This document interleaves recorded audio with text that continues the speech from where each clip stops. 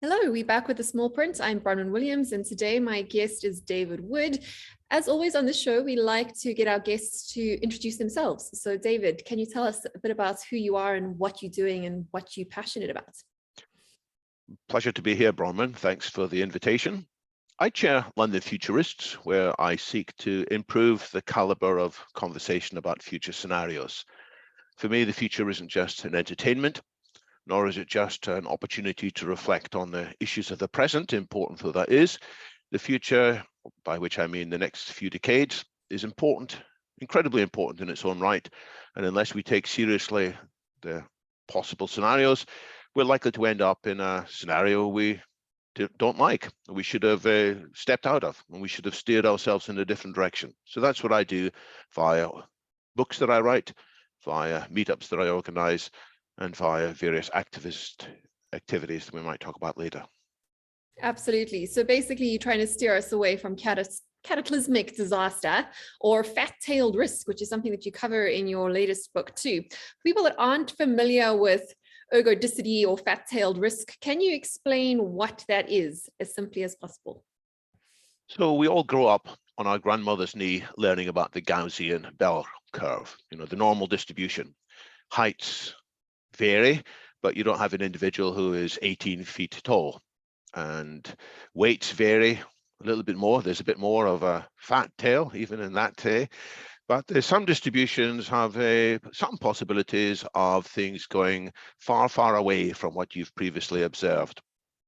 And examples occurred during the financial crash in 2008, when various banking executives exclaimed, hey, this is 20 sigma variation for several days in a row. And sigma here stands for the standard deviation, the average variation away from the observed mean. And with a normal distribution, things tend to fall within 3 sigma of the mean. And if you're 20 sigma from the mean, well, that's incredibly unlikely with a normal distribution. But the difference is between harm, when things vary a little bit and you might be surprised that a certain bad result comes. But if you are so far away from what you expected, then that's not just harm, that's ruin. And what causes things to go far away is when some of the underlying assumptions break down.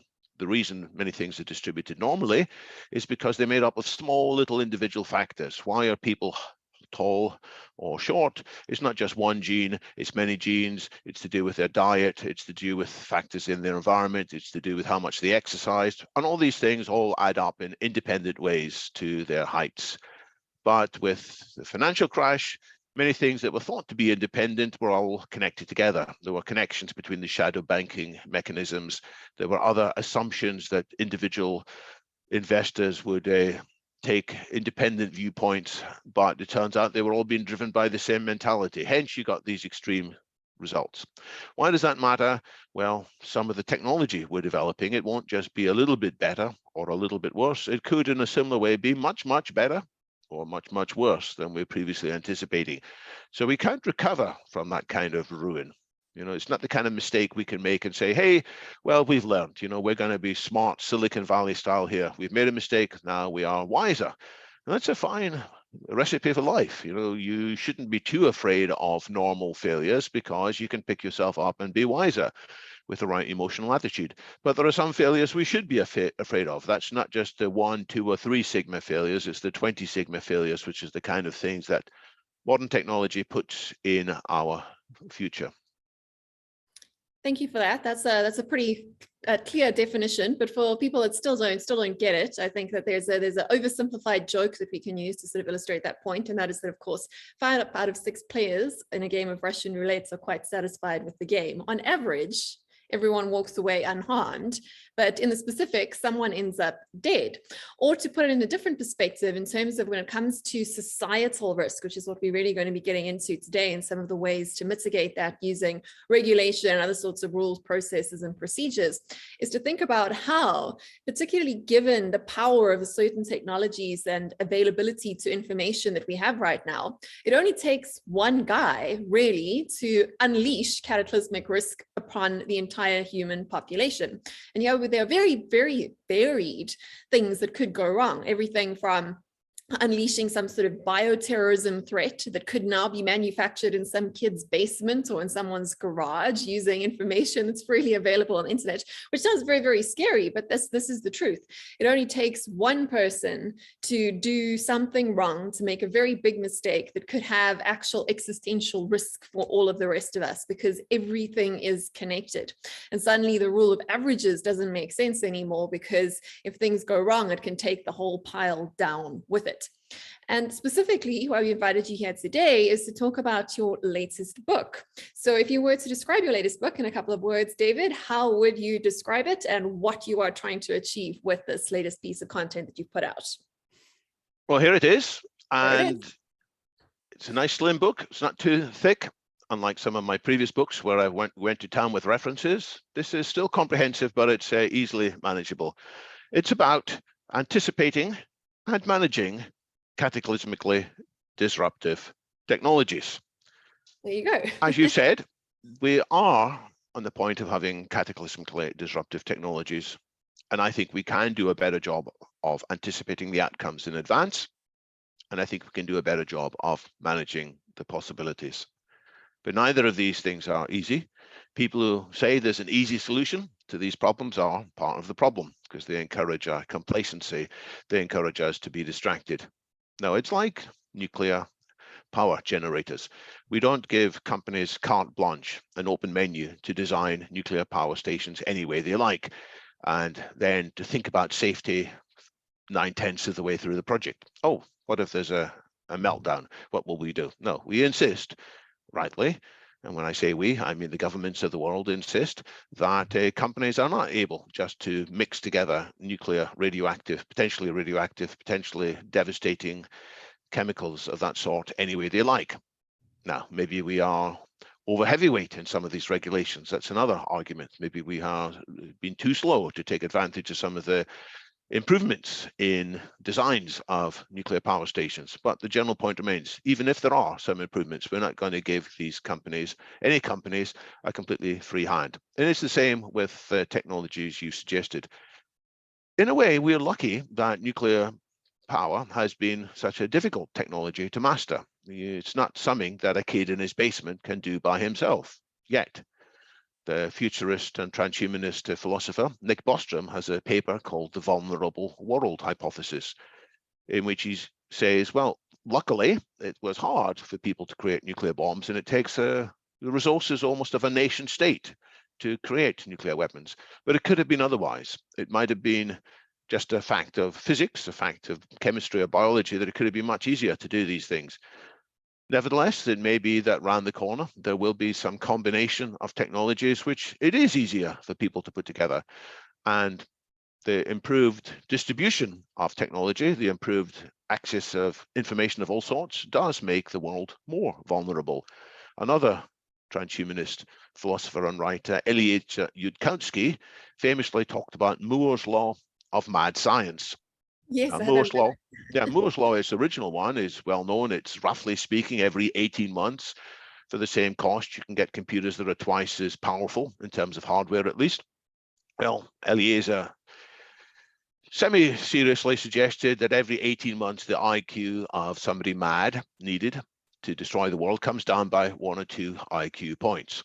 And so, thankfully, most people don't want to destroy the world. The vast majority of us, we may harbor grudges and resentments from time to time, but we're not going to go out and try and kill lots of other people. Sadly, there aren't a few people who are depressive, who are wrapped up in ideology or hatred, or for whatever other psychological reason, have a hatred against part of the world. And we've seen this in various suicide attacks. We've seen this sometimes in people who are religiously motivated or politically motivated, or sometimes even extreme environmentalists. So there are such people around, and if it's easier for them to get their hands on dangerous technologies, then the risk of the world being vulnerable increases. But one of old Occam's razor too, which says like, don't attribute to evil what could be attributed to stupidity. And that's, of course, another issue that we have to contend with, in that quite often these catastrophic risks can be unleashed by accident too. not just by malice or intent. I think that's something we're going to have to contend with more and more. Again, coming back to the biotech sphere is, of course, the easy one to point at, because firstly, we don't know everything about biology. We have a much greater handle on the physical hardware and software that we have developed as humans.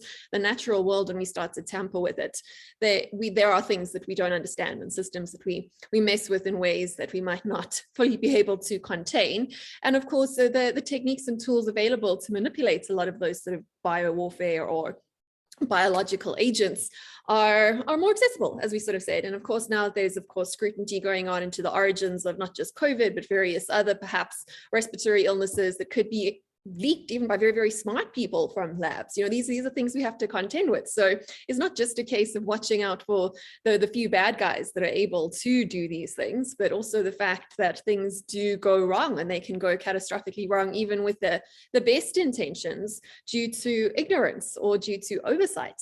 So I think that's also a point worth bringing into these sorts of conversations.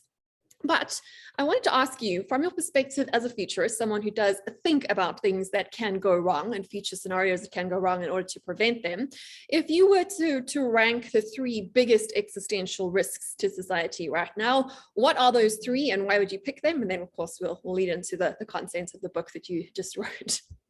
Well, I share the analysis of various people who have gone online with this already, people like Toby Ord from Oxford, and also Anders Sandberg, a colleague of his at the Oxford Future of Humanity Institute. They pick, well, Anders I know picks 4, and I think he's right. Probably the most likely one is artificial intelligence malfunctioning in a way that we haven't anticipated. But it won't do that in isolation. It'll probably do that in combination with some of the other risks. Also in the top 3 has to be nuclear weapons being misused. And we've lived with nuclear weapons for a long time. We've sort of got comfortable thinking that, well, we're on top of that risk. But recent disturbances in Ukraine, recent proclamations by some of the Russian leaders has reminded us that we're not away from that. And so nuclear weapons is still a threat, especially if these weapons are partially under the supervision and control of artificial intelligence systems that, heaven forbid, might have bugs in them. So these are the first 2. And I would share with you the fear over pathogens, biologically engineered pathogens, which might end up doing much more damage than COVID. COVID's been frightening, but the pathogens could have been both more virulent and could have spread more quickly. And it's possible that either by accident or by design, people will create such more virulent pathogens. And then again, either by accident or design, they may be leaked. The 4th that Anders Sandberg talks about is the unknown danger. And that's glib, but it's also profound, because we may not realize that some of the other technologies we're messing with could have unexpected consequences. So nowadays, most people don't take seriously the possibility of nano gray goo, which Eric Drexler famously brought into the discussion in his first book on nanotechnology, Engines of Creation. People have looked at it and said, yeah, you know, that's not going to happen. But there could be some other new technology which could have some other unexpected consequence. Even the guys in CERN, where they're smashing particles together at greater than energies than have ever happened under human control than before. It's possible they might smash particles together in a way that renders asunder the space-time fabric. Again, people have looked at that and don't think it's likely, but the general principle here is we've got to think very hard in advance, because we don't know what's just around the corner.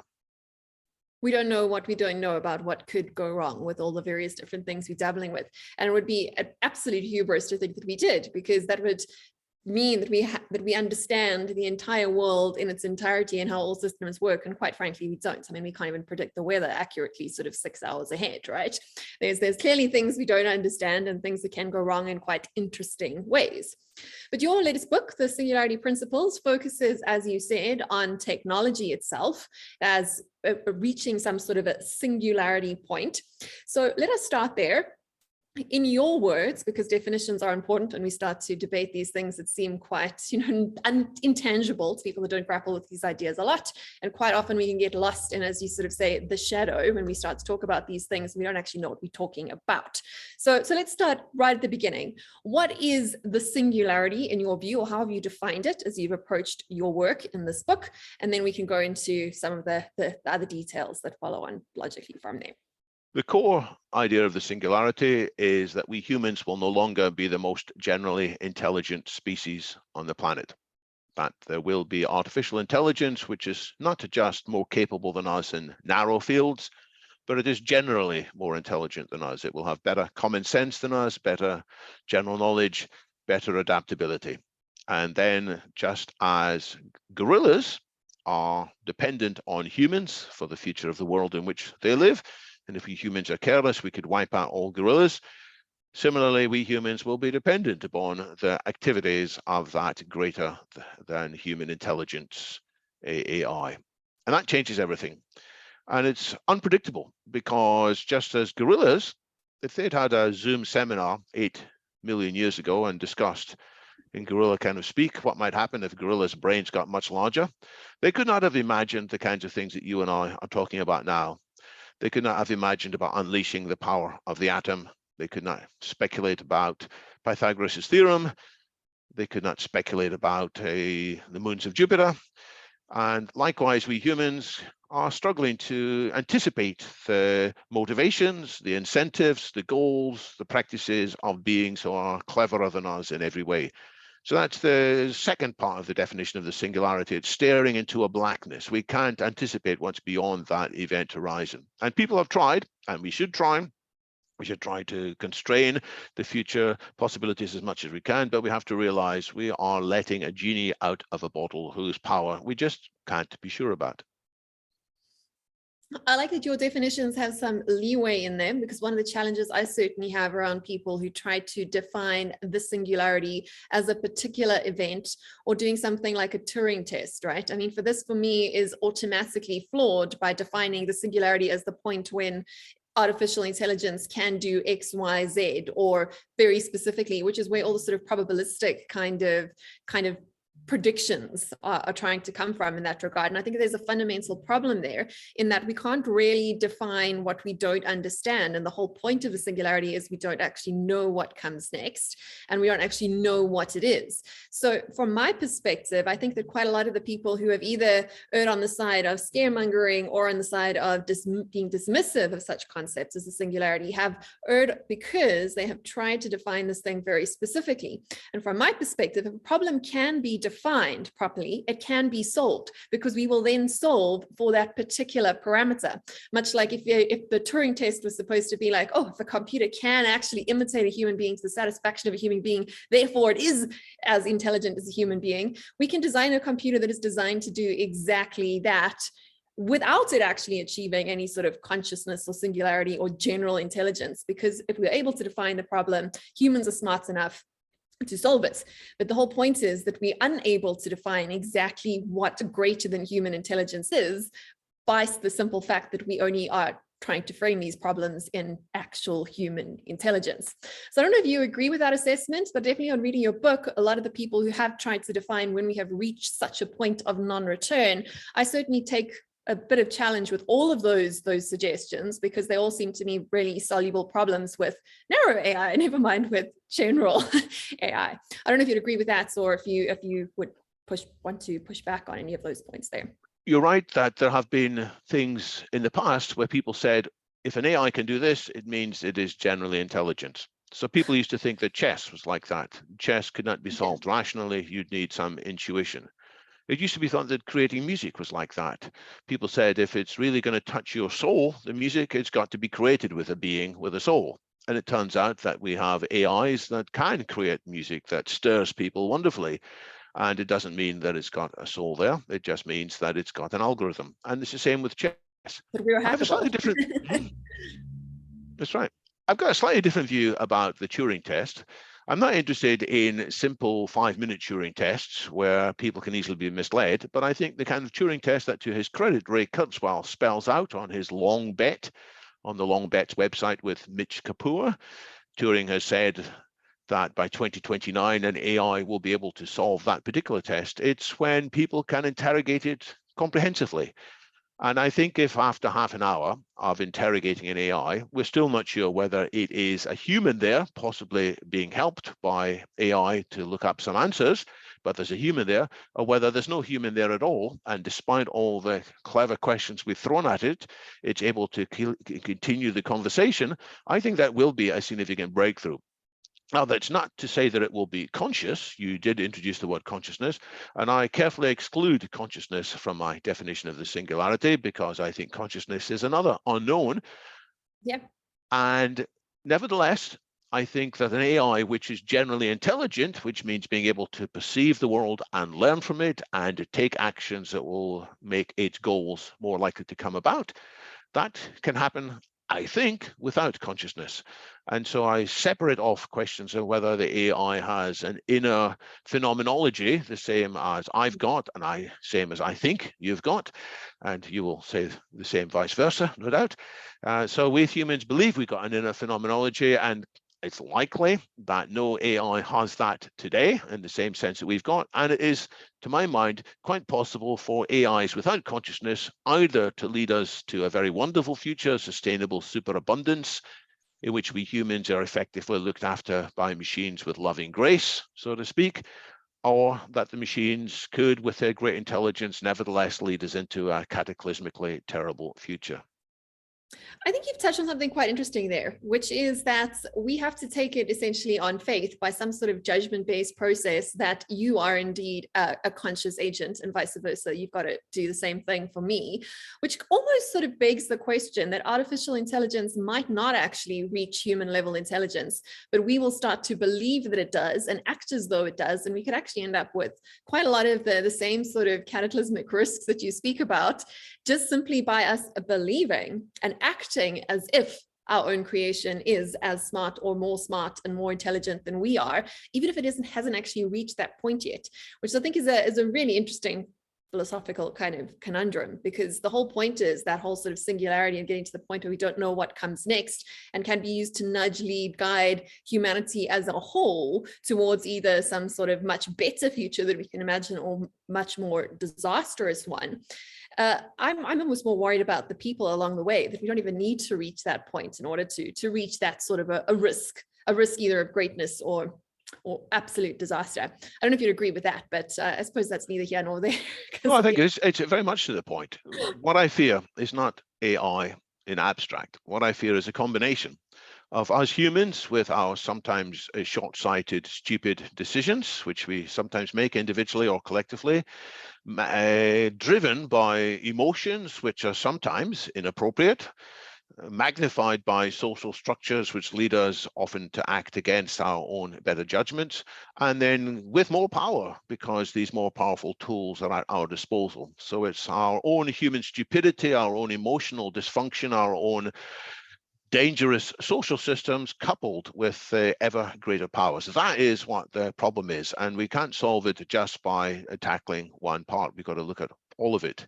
In terms of the risks of an AI that seems to be smarter than us, again, I say we don't need to question whether consciousness is there.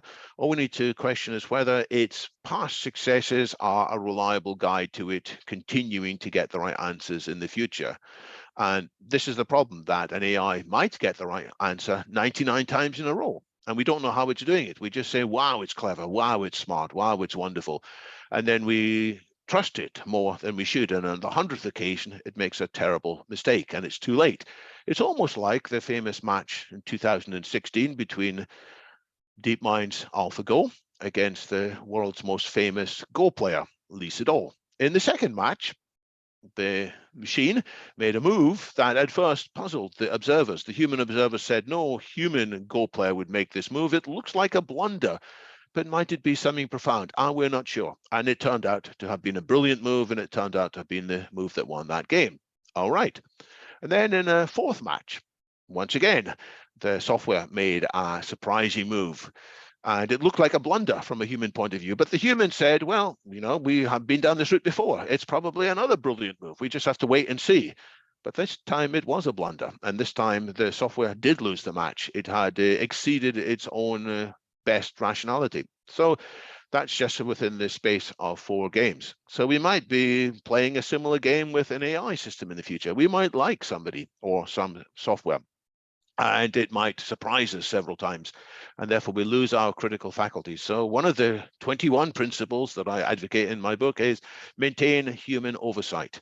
Keep on interrogating what the AI is recommending.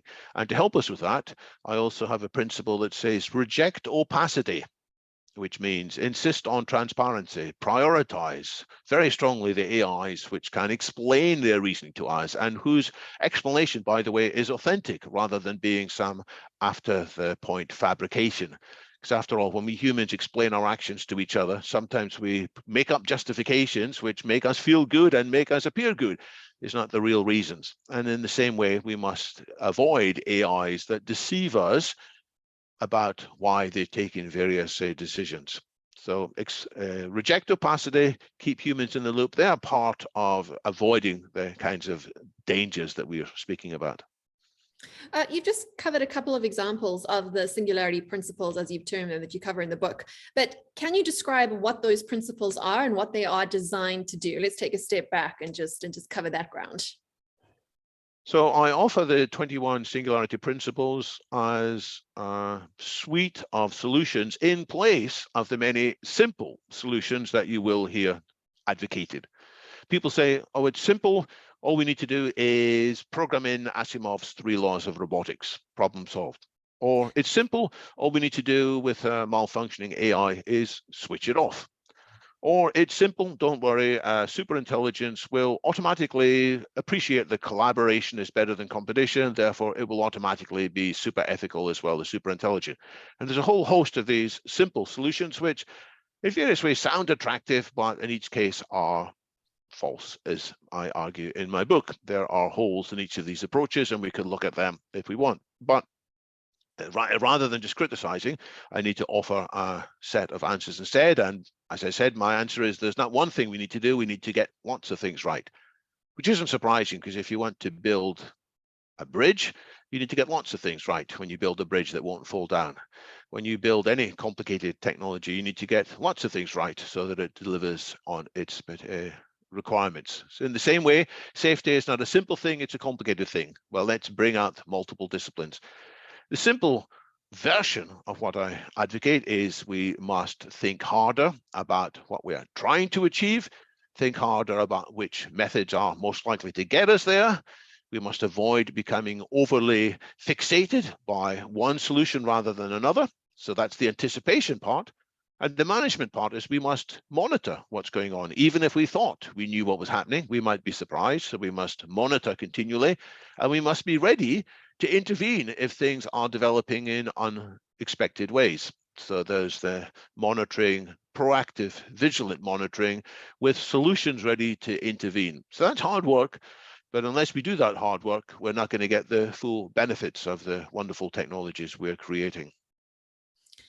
Yeah, like on reading your singularity principles that you put together, it becomes very, very apparent that they have to be universally adopted and universally monitored in order to work. Going back to the beginning of our conversation around ergodicity and fat-tailed risk, it's not sufficient for only some companies or some individuals or even some nation states to adopt these principles. It doesn't solve the problem at all. It doesn't solve the problem unless it is collectively addressed at a global scale, and there are no rogue agents working, as we spoke about earlier, either from a place of idiocy or from a place of malintent against those principles.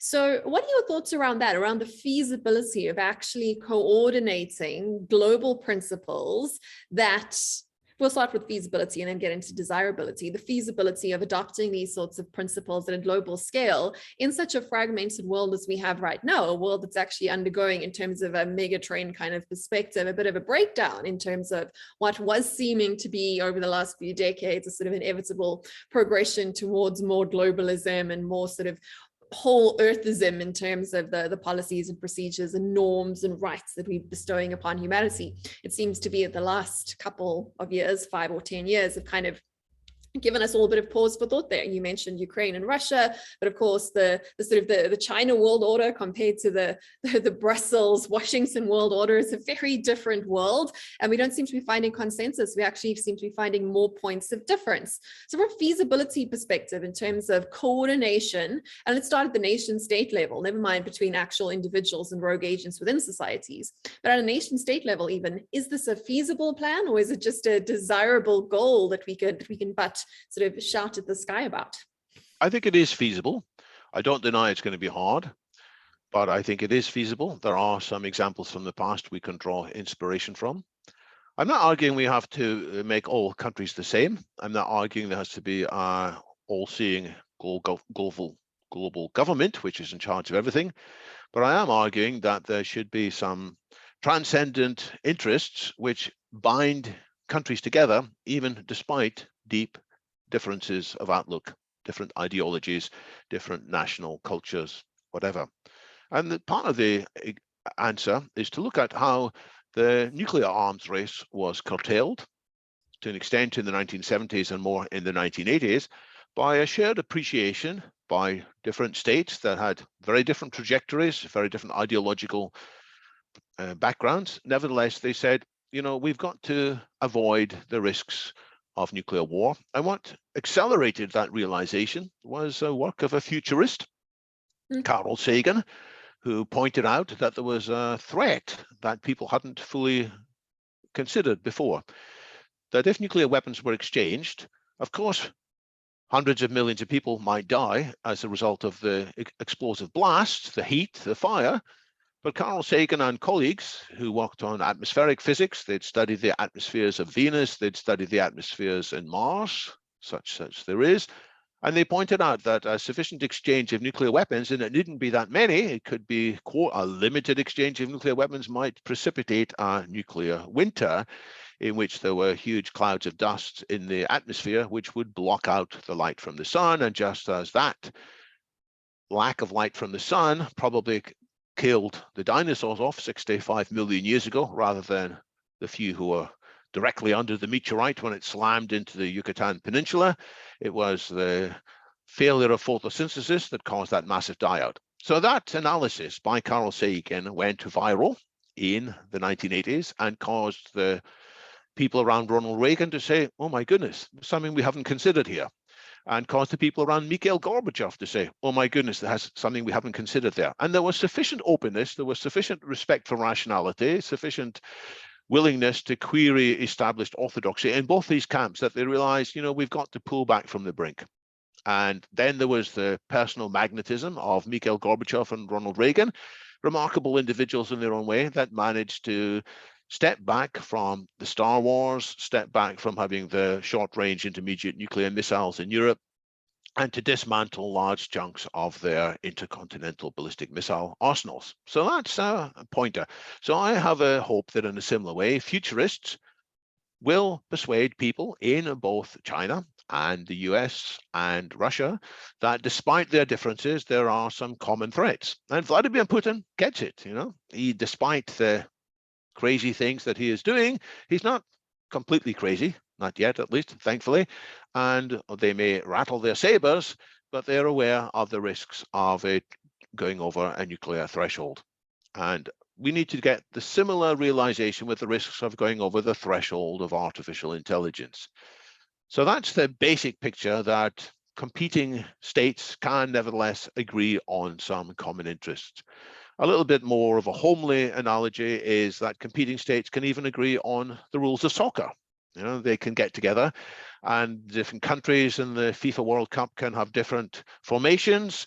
You can have 4 defenders or 3 defenders and different, but you can't have 2 goalkeepers in a team. You know, that's the rules that all countries sign up to. And the countries have all got to sign up to the same rules on offside, the same rules on video assisted refereeing. And there's discussion amongst them, but they have to sign up if they're going to play in the tournament. In the same way, I envision there will be agreed rules and principles between these countries. It's not going to come in overnight. It's not going to apply to the whole world at once. I think it should start off probably in the G7 or the G20 or whatever that, an extension of the group of democratic countries the countries with reasonable democracies. You know, the G7 looks like it's going to grow to the D10 or something like that, and maybe later the D20 or whatever, in which the major democratic countries in the world sign up to it, and that will be the pattern that other countries will be persuaded to adopt as well. And if they don't agree to it, then they will be subject to economic sanctions.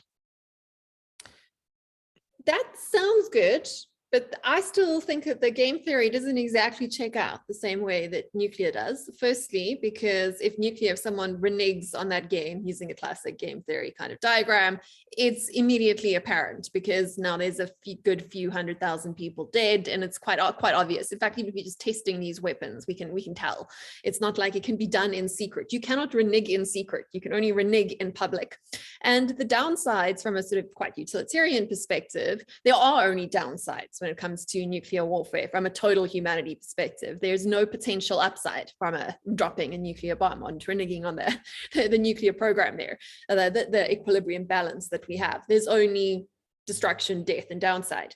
Now, with AGI, it can be reneged in private, and more than that, the interim gains for doing so are winner takes all massive. I mean, like, we've had Dan Fagella on the show, I think, writes about this quite a lot, about how en route to the singularity, you've kind of got like the one platform or the one piece of code to kind of rule them all along the way, whether that's through the attention economy or whether that's through some sort of other use of these sorts of programs to nudge humans, which, as we have discussed on the show, we quite nudgeable. Sort of given any parameter, we can be hacked. We quite obvious in what we need, and it's quite easy to manipulate in terms of what we want, you know, like immortality, sex, and power and status and all these things. We're very fallible as human beings. So the incentive to renege on these games is massive, and the ability to do so without being seen until it is sort of beyond the point of no return, too late, is also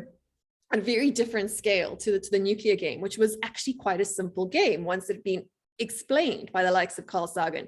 Any sort of, even a politician could get it. And like, let's not like overestimate the intelligence of the average world leader these days, but even they could understand it. It was simple to understand.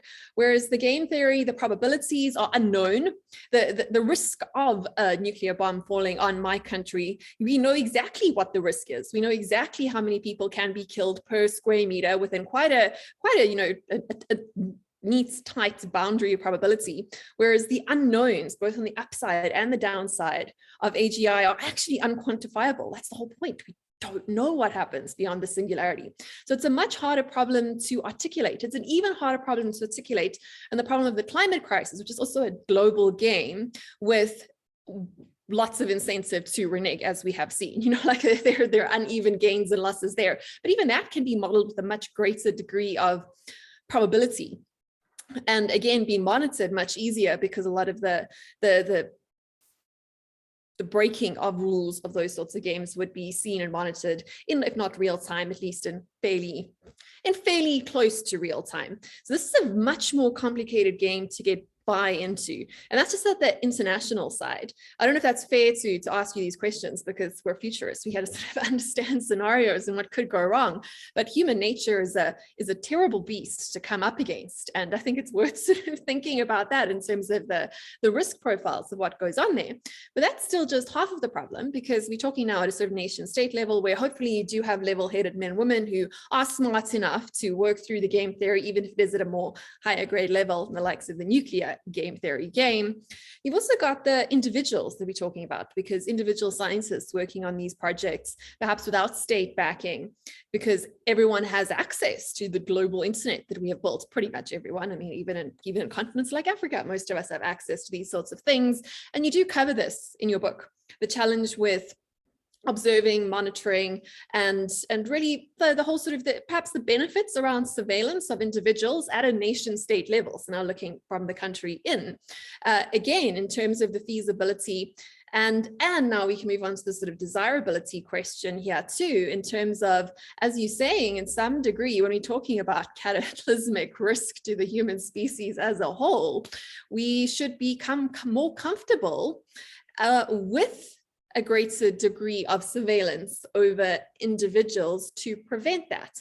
And that, of course, is quite a controversial point. You do explain it quite well in your book, how you come up with your stance that politics has a huge role to play here, and that there are there are definitely reasons and reasonable arguments towards more monitoring of individuals that can bring the whole house down around them. But maybe in your own words, do you want to justify both the feasibility and the desirability of already fallible governments getting involved with trying to prevent these things from happening within their own house? That was a lot. Wow, that is a lot, but it's also some really important questions. So we've done the introduction, we've gone around the outside of the questions, and now we're at the core. We're at the really hard problems. And I encourage people to spend more time on these really hard problems. So let me see if I can do justice to some of these very important points you're raising. First of all, how clearly do we understand the risks? And with nuclear, it became clear what the risks were, although only after there'd been more modeling of nuclear winter. That helped. With climate change, we're still not completely clear what the risks are. There are many people who say, well, the seawater might rise 5 centimeters by the end of the century. What's wrong with the seawater rising 5 centimeters? And then you got to go into more complicated models. Well, the higher the sea is, the risks of damage during the occasional floods and storms, and it all complicates things. And I think the faster progress will come with the solving the risks, appreciation of the risks of climate change will be when people model more accurately the risks of cascading, accelerating global warming, in which you pass various tipping points and it moves from linear climate change to exponential climate change. And we still haven't reached a full clarity on that.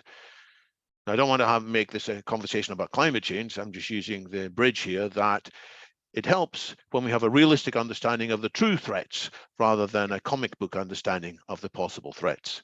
Yeah, it's real. Those are just 3 levels of sort of abstraction. Like nuclear was very tangible. Like, look, you drop a bomb, this happens, you know, bad people die. Climate change is a bit more abstract, which is harder to get consensus on. And now you've got, still not, and it's still not exactly resolved. And then, of course, you've got the singularity question, which is even another layer of abstraction away from people being able to actually model this within their own heads. So never mind with computers. Yes. And part of the problem with the discussion of the singularity is what we briefly touched on earlier, the singularity shadow. There are people whose contributions to this discussion are counterproductive. They repel honest external observers by their simple-mindedness, by their over-enthusiasm, by their over-determinism, when they are confident that such and such an outcome is going to happen in a particular timescale, and so on. So there is this thing which I address in my book called the singularity shadow, which confuses the general public discussion and leads people to say, well, this isn't a serious, real issue. I'm going to spend my time instead on the serious and real issues of climate change and nuclear war. So what we have to do is to fight against that distortion of the dialogue, and we have to point out why there are real risks of AGI. And you touched on it also earlier when you said, well, it's connected with the fact that companies can make huge amounts of money by better algorithms to control what we click on, to control where we give our attention, to control what we buy, to control who we vote for. These are incredibly powerful technologies, and the better the AI, the more chance there is that people will become incredibly rich and incredibly powerful if they are in control of these AIs. So that's a real world issue, and we have to paint the dangerous scenarios more compellingly than the stories of paperclip maximizers, which are interesting from a philosophical point of view, but people just shrug their shoulders and say, this is completely science fiction, we don't need to worry about it. So part of the answer here is to be more vivid and compelling and credible in pointing out what can go wrong with advanced artificial intelligence. And we see some of that already in the behavioral changes of teenagers who commit suicide after spending too much time online. We see it in the Rohingya massacres, genocide stirred up by Facebook in the Burmese language, not being monitored and spreading hateful slanders and distortions about the behavior of the Rohingya minority in Myanmar, formerly Burma. So we see some of that, and we have to make that more real. So that will be part of making people more serious that this deserves attention. Then it comes back to, well, what are the solutions, and can governments be part of the solutions, as I'm advocating? Can we trust governments with some kind of regulatory role, given that we have in parts of the world so many terrible politicians who are frankly making the world worse with their misuse of power? And this is the biggest threat in my mind. We talked about what are the biggest existential risks. Well, we should talk about the biggest factors that are magnifying the risks. And to my mind, the biggest threat is bad politics. We are having worse We are the politics. weakest link in this chain. So whatever happens, it's going to touch some sort of human hands. Some of us, and in fact, most of us, due to the fact that we're part of society, will be responsible one way or another. But we humans are a mix of angels and demons. We have wonderful characteristics as well as bad characteristics, and we have in the past managed in collective form to do lots of wonderful good. There is a myth that governments always do bad things because they sometimes do bad things, and we need to retell the story that governments have actually sometimes been very powerful agents of social progress by doing things that industries by themselves could not do. So the legislation on matters such as child labor. In the UK, we used to send the young children to work in factories because it was financially advantageous for factories to employ people with very small bodies and very nimble fingers. There was a commercial reason to argue for it. And even the factory owners who disliked that possibility said, well, we've got to keep on doing it, otherwise they'll be outcompeted by their competitors. And so some of the factory owners campaigned to Parliament, put in a law, for goodness sake, that forbids this, and put in inspectors that rule out this. And they managed to make that come together. And it was necessary for government to take that action because just relying on the self-interest of individuals was not sufficient. So sometimes we can, and game theory comes into this again, if we bind ourselves together by each accepting rules that we're not going to do various things, it's better for us collectively. So there are other examples of the good that government can do, and we need to rediscover this. We need to fight against the, I'll call it the libertarian fantasy that we're always better when we're just regulating ourselves. Sometimes we are, but sometimes we're a lot worse. Sometimes it does help us to collectively agree to be monitored in various ways. So as to the monitoring, I'll point to the example of the black box inside aircraft. At first, unions were worried about having their voice conversations recorded. What would happen if they're chatting in the cockpit about how desirable a particular air hostess was, or if they were indulging in corporate gossip about which vice president of the company was particularly nasty, and all of that's been recorded. Well, it turns out that it is still advantageous to record this stuff because afterwards, if there is, on rare circumstances, a crash, anything that's said in the cockpit might be helpful. But these conversations are by no means routinely monitored. They're only monitored in the case that something has gone dreadfully wrong. And in such cases, if people have been pejorative or sexist in their comments, that isn't taken into account. It's only what is relevant to the crash. And as a result of this monitoring, the aircraft are remarkably safe, much safer than they were in the 1950s, 60s, and 70s, thank goodness. So there are cases in which trustable monitoring is to all of our benefits. And we accept that various people know things about us that we don't want the general public to know about us, various medical conditions our doctor knows about, various strange things that we have tried out as experiments. If we're considering changing part of our identity, our gender, or our philosophy, sometimes we want to do that in private first before we're comfortable taking it out to the public. That, again, is something that a few people know about, but we trust them not to share it. So it's got to be the same with monitoring for potential dangerous use of weapons of mass destruction. That's well and good, but don't we need to do some work in making sure that we've got the right people in those places before we let them make those rules? Or is there perhaps a message to be said here that the rules need to come from outside of the house, that regulators are quite good at implementing regulations, but not necessarily the right people are making those regulations today. I mean, like you mentioned some of the social media things. I mean, if you saw those Senate hearings around Facebook in the wake of a lot of that, it was embarrassing how little regulators knew about what they were supposed to be looking after. And if regulators don't understand how social media works, I have very little faith that they understand even the first thing about the singularity, right? So is it not that if we want to solve these problems, we actually have to start thinking about how governance even works in the world today and who gets to make the rules? And quite often, like I've definitely seen on a more sort of positive side, that when people who are actually developing technologies are the people that are actually proposing how to regulate themselves, you end up with much better regulations. So like industry bodies and people that understand the dangers of the things that they're doing are going and saying, please regulate me. And I mean, like I definitely know what's happened in the crypto DeFi blockchain space here in South Africa, how the startups that were involved in that space were the first ones to go to the Reserve Bank and go to governments and say, this needs to be regulated, and here's how we'd suggest doing it. We'd like to work with you. This shouldn't be left to run on its own because it can have very dangerous implications for citizens and for the economy at large. So I don't know if that's practical, that the sort of things like the principles you've laid down in your book, maybe that's one of the reasons why you wrote the book in the first place, that these things have to be thought about by people that understand what they're talking about, and that while regulations are well and good, like a black box and a plane is fantastic, but it needs to be set up in such a way that by people that actually understand how aviation works in order to work.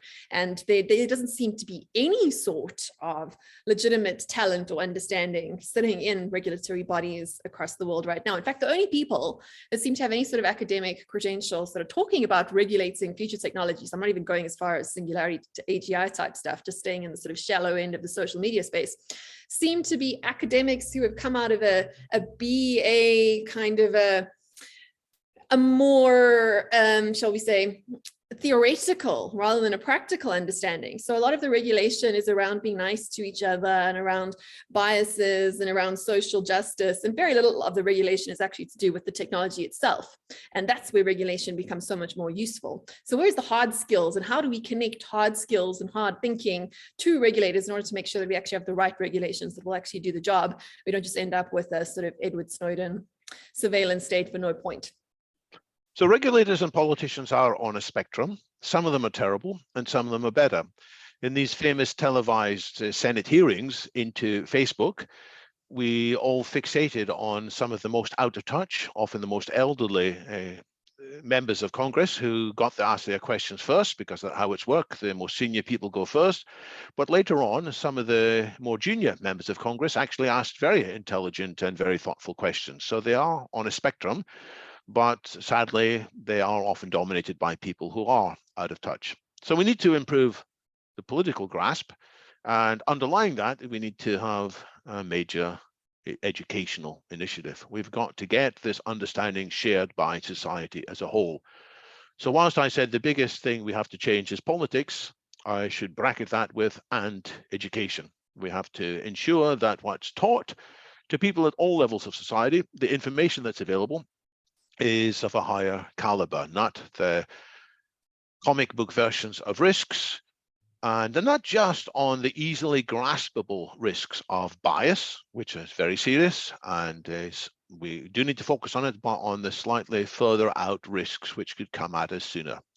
So we have to improve education. And then as for the regulators themselves, we have to have better regulators, and that will be achieved by paying regulators more. And that's going to require governments to fund regulators. We need to attract some of the brightest and best to work in that field. We have to monitor the regulators too. We have sometimes had a revolving door between industry and regulators in many fields. It's been a terrible misuse. People have been appointed to regulatory roles because they're very sympathetic to what the existing industry wants to do. And that's been detrimental for all kinds of reasons. So we have to improve the regulators. We have to improve the scrutiny of the regulators. And who's doing this scrutiny ultimately? It's the general public. It's journalists, it's academics. And we have to encourage an open analysis of this. And we have to have a debate as to what kind of regulation works and what doesn't work. When is it appropriate to update regulations? And if we're not careful, we will get third-class understanding of AI in the regulatory space because, and here's a comic book version, but it's partly true, the really brightest people will get the best jobs in AI companies, and the ones who are not very good won't get these jobs, and they'll end up working for the regulators. It's not true of all the regulators by any means. There are some wonderful people working in the regulatory space, but we need to strengthen them and we need to support them. And we need to have educational degrees that combine technology with regulatory possibilities. This field of science and technology studies needs to get much more attention. So I'm trying to support all of that with an educational initiative that I call the Vital Syllabus. People can go to vitalsyllabus.org, where in a small way, I am trying to help collect together, with the support of a number of volunteers, collect together the most relevant information on all these future-oriented topics, including how best to do governance, what are the real risks and opportunities with AI, and how can we indeed have better politics and better education. All hard problems, all big problems, but they are problems that we can, as a species, solve if we decide to put our collective minds on them, rather than being distracted into all kinds of frippery and fun and interesting stuff, which is ultimately of secondary importance compared to the topics you and I have been featuring in this discussion, Bronwyn.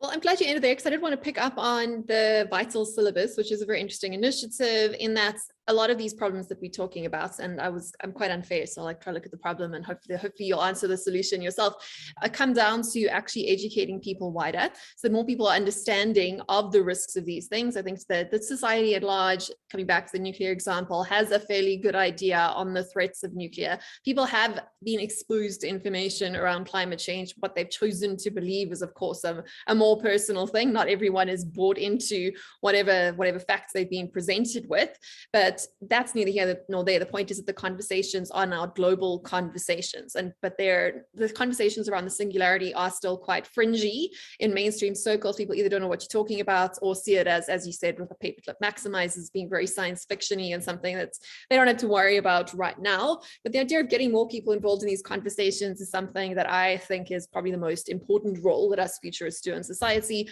And the Vital Syllabus is quite a tangible, useful, practical way to bring this back home to individuals and starting people quite young and getting engaged with conversations around existential crisis, but also the huge opportunity available to humanity by working together and making sure that we're doing things the right way going forward. So if you do want to just close off with a couple of points that you cover in that, because I think it's quite a well thought out syllabus that you kind of put together there. I know it's a work in progress. I think that'd be great. And then we can conclude with just where people can get hold of your book and connect the conversation with you going forward. The Vital Syllabus grew out of a question I was always asked when I've been giving talks about AI is going to change this, technology is going to change that, therefore traditional careers are unlikely to be existing in the same way in the future. And people then ask, well, what should I advise my nephews and nieces to study? What should they personally study? Because they don't want to end up in a job that's been taken over by robots instead.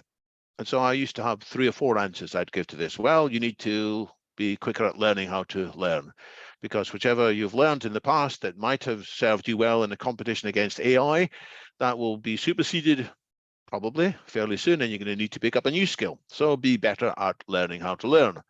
Oh, and be better at emotional resilience, because if you've got to change fast, if you've got to deal with uncertainty, you've got to have a different emotional outlook. So become emotionally intelligent.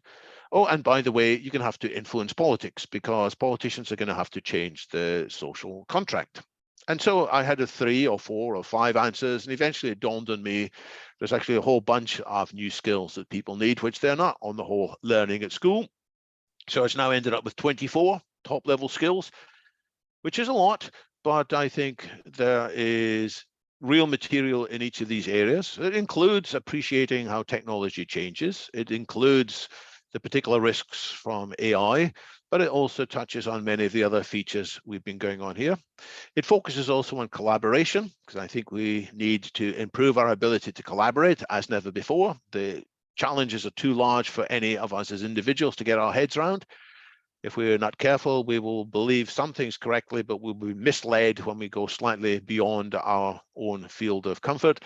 So we need to be better at picking our collaborators. So there's 24 areas, and I've been working on this project with the help of a few volunteers for about a year now. It's got into a reasonable stage. It's probably going to take another 24 months, at least 12 months at least, to get into a state that I can proudly show it off and say, please come here. But I've already had people telling me that they've visited the site and they've come back with a better understanding, a revolutionary understanding of at least some of the areas. So that's vitalsyllabus.org. And I'm asking for feedback. If people go there and they don't like some of the videos that are there, let me know. And especially tell me if you've got something better to put in its place, then I'll be even more grateful. So that's vitalsyllabus.org. If people want to find out more about my various books, the Singularity Principles is relatively slim. My sort of favorite book in a way is still this Vital Foresight, which is a much bigger book, 500 odd pages or 600 pages, I forget. Yeah, 636 pages. So I went to town there in filling in many gaps that people criticized me on previous books. They said, oh, David's cutting the corners here. He's just being glib. So I filled out the arguments in Vital Foresight. So you can find all these books on Amazon, or you can find them on my own website. I have a Delta Wisdom corporate site, deltawisdom.com, where a few people occasionally engage me to give talks or run seminars, and my books are all available there on the deltawisdom.com/books tab. Thank you so much. We'll pop those links into the description on this show. Thank you so much for being so generous with your time and for putting up with my probing questions. It's all excellent questions. Very good. Thanks so much. Singularity Principles lays out the challenge in a very clear way. People have been confused by the likes of sort of Nick Bostrom's super intelligence and the somewhat circular arguments that make up a lot of that. But it might be beyond. I'm quite supportive of what Nick Bostrom is doing. He's not one of the people I go out to criticize. That's a very difficult. There are other people that I criticize more than Nick Bostrom, to be clear. Yeah, so super intelligence is of course a super intelligence book, but it is a bit it's a bit on the sort of the edge of the shadow, if you want to put it that way, and definitely on the edge of science fiction, whereas your work just takes it back to really to basics, to principles, which is I think a great introduction, especially if you want to have productive conversations around this. Quite often waving very very intellectual books around doesn't actually sort of solve the problem. I like the practicality that you've got going on there. I would definitely recommend you reading it if you want to get a handle on what singularity is all about and how some of the ways we can work together on a practical level. Yes, it involves politics, but it also involves people thinking and basic education. So I think it covers the broad spectrum of where the conversation is at. It's hugely valuable. Thank you so much for your time, David. And I do hope people connect with you to continue the conversation. Otherwise, I'll probably see you around at a London Futurist event at some time in the future. It's been a real pleasure. It's an important conversation, and I think we touched on some nitty-gritty important points. Thank you so much. If you enjoyed this conversation, please subscribe to our YouTube channel and rate us on all your preferred podcast platforms. If you'd like to find out more about what we're doing, please join our Substack community via the link in the comments below. And as always, we'd love to hear your suggestions for future guests and conversation topics.